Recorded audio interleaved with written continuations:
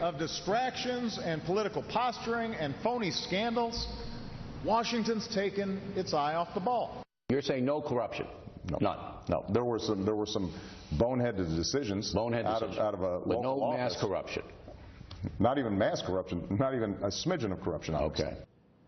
Not even a smidgen of corruption. Now, that was President Obama talking about the IRS scandal back in February. And just yesterday, the president brushing aside the problems plaguing his administration again. Sometimes the news that's coming off is these are just Washington fights. They're fabricated issues. They're phony scandals that are generated. You heard the president, phony scandals, fabricated fights. And joining us, Representative and former IRS lawyer Michelle Bachmann. Good evening, Congresswoman. Good evening. Thanks for having me on this evening. Well, the president said not a smidgen of corruption just a couple months ago, and now he's saying he's repeating phony scandal. And of course, we now get the news about targeting Senator Grassley. Your response to the president?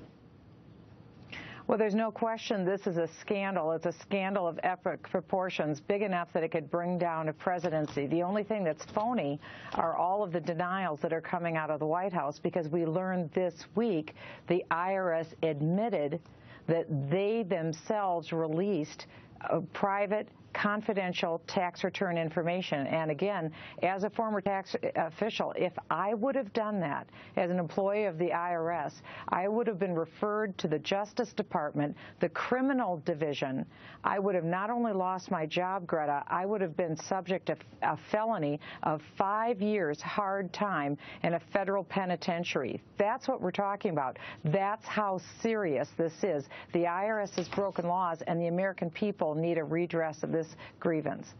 All right, listen to my words carefully and tell me what would have happened. If you, when you were at the IRS as a lawyer, more than once, multiple times, even frequently used, quote, inappropriate criteria to sort out different people who you did audits or held things up for. Inappropriate criteria. Is that a problem? It's a major problem. The way that it works at the IRS, everything is by the book. There's big manuals that everyone in the IRS has to go by, and you have to follow every jot and tittle of the manuals, and then your supervisor checks your work. So it's virtually impossible to go up or down the food chain with problems going from supervisor to supervisor to supervisor. They get caught. And here's the other thing, Greta. When it comes to confidential tax information, as a federal tax lawyer, I couldn't even share a tax return with anyone in my office, any other lawyer. Only people on the designated chain were allowed to have that information for obvious reasons, because it's so highly confidential. And this week, the IRS admitted that they betrayed that public trust.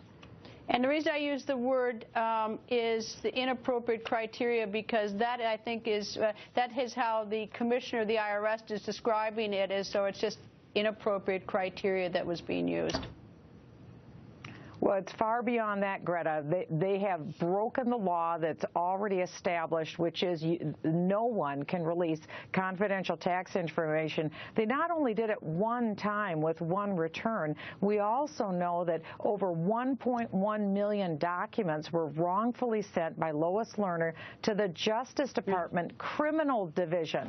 The Criminal Division only looks at employee behavior, but yet Lois Lerner wanted the Justice Department to look at the behavior of the nonprofits themselves. 12,000 different nonprofits, as a matter of fact. So this isn't a small problem. This is of epic proportion. It's only beginning. Congresswoman, thank you. Thank you, And the IRS targeting is